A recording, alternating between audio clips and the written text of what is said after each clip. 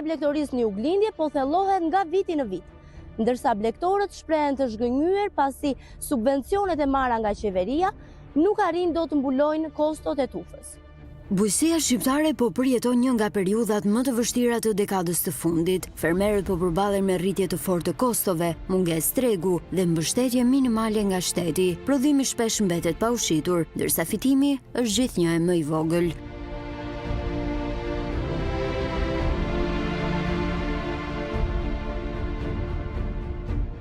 Në shumë zona rurale toka po braktiset dhe blegtoria po zhduket. Statistikat zyrtare tregojnë rënje të kontributit të bujqësisë në ekonomi dhe ulje të numrit të fermerëve aktiv. Korça, një nga zonat tradicionale bujqësore të vendit, sot është shembulli më i qartë i kësaj krize. Fermerët flasin për falimentim dhe mungesë shprese.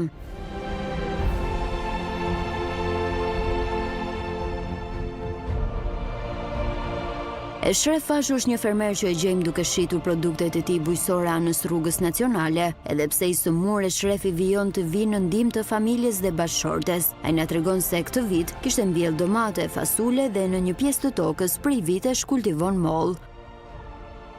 Si ka qenë çmimi? Çmimi ka qenë zero fare.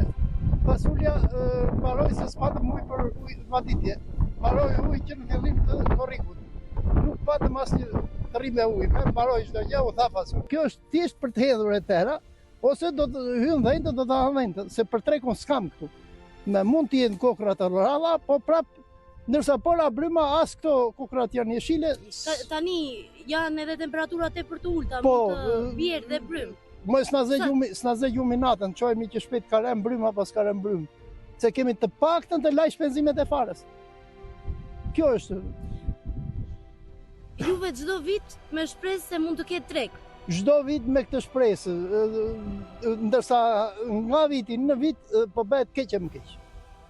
Nuk e di se si do bëhet, se çfarë do ashtu, po ne nga viti në vit po dalim me minus me çdo prodhim. Më thatë që një pjesë e keni hequr dhe e keni çuar te frigoriferi, edhe e mori 400-450 lekë të mirën.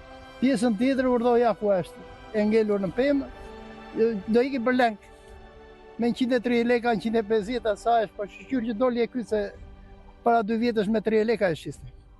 Do nuk ja vlente që të avilnje, paguajnë punëtor të avilnje. Sa shpenzim ka dhe molla? Të flasim për pjesën e vaditjes, spërkatjes? Ka shpenzime ka sa duash, ajo vetëm spërkatja janë për 15 spërkatje. Që ashtu. Unë kam paguar në 3 dylim mollë këtu, kam paguar 500.000 leka ilaçet, e rreth 300.000 leka, 400.000 leka zëtorit. Do më rreth 1 milion leka janë vetëm shpenzimet e ilaçeve. Mos diskutojmë pasaj krastitje, hiqish një 200.000 leka në krastitje, bjelja tash që bëhet, rradhimi. Do më ka procedura që në qoftë se molla nuk shitet mbi 500 leka, edhe me mollën dal me minus.